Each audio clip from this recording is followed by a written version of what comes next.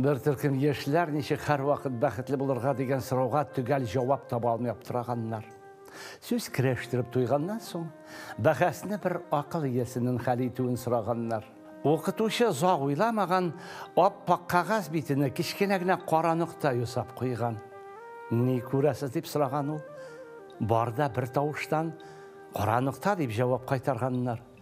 Ақ қағаз бетін көрмейсіз міне? Ол шынды зор, кең, аның янында бітін қара нұқта бір шүккіне бет деген ақыл иесі. Тұрмышта да шулай. Кішілерінің яқшы яқы көбірек болса да, баштан нашарын көріп алабыз. Қай біреулер генә тұрмышның вақты ек бір шу мәшәқәтләріне иқтибар етмей, ақлықны, бақлықны көре біле.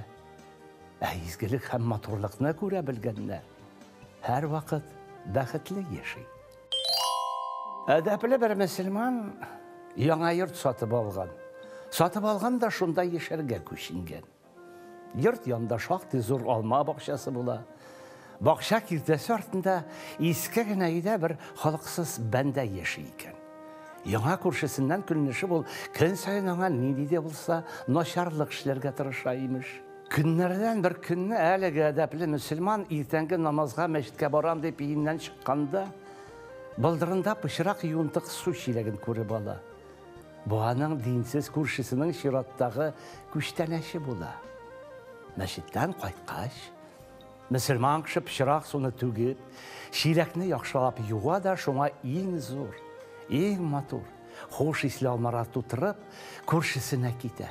Оны тәрәзәден көргәш қылықсыз кіші, тәкі тінкәсіне тирен бетманың ызғы шырға кірәбу deyip шатланып қойя.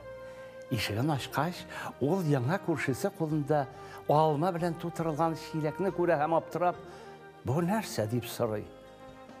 Көрмейсің міне? Алма деп жауап бере көршісі. Һәм шайыртыбырақ көзен қысып, кім нәрсеге ие шоның білән бөліше deyip үстәп қойған еміш. Бәбеге ұзалмаған қатын бір ананың көптен түгіліне туған нұрасыйын ұрлай. Бала анасы сабайын ізлеп таба, бұл менің олым, кері қайтар деп ялвара. Тігісі қаршы түшіп, жоқ, бұл бала менекі деп дағуа қыла. Мәсәлені хәл етер үшін бұлар Сүлейман пейғамбар янына кетелер. Сүлейман ғалайһиссәләм билеудегі баланы бір бүкән үстіне салады. Қылышлы сақшысын шақырып, баланы орталай шапта яртсын бұл қатынға икеншісіне бейір деп eyті. Баланың өз анасы ах етіп қышқарап жибәрәді. Жоқ, бұл менің балам түгіл, шул қатынға берігіз deyip, баласының ғымырын сақлап қалыр үшін, ең қадірлі жүрек жемішінен баш тарта. Сүлейман пейғамбар мұны көріп, баласынан баш тартқаны, аның шын енесі бұлыр, шуңа берігіз deyip хакім шығара. Ана кіші, бала хақына әлләнінде ауырлықларға да әзір. Жәннәт аналарының аяқ астында деп юққа ғана әйтмелердір шул.